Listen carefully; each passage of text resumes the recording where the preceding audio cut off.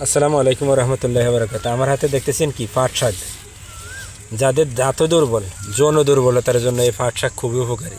আরব দেশের লোকগুলা কিন্তু যৌন চাহিদা মেটানোর জন্য তারা তাদের পকেটে এই পাট শাকের পাতা শুকিয়ে গুঁড়া করে সবসময় রাখে, মনে হইলে একটু খায়।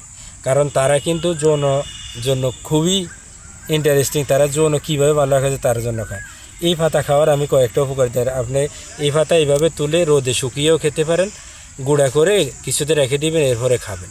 অথবা ডালের সাথে রান্না করে খাওয়া যায়, অথবা ভাজি করে খাওয়া যায়।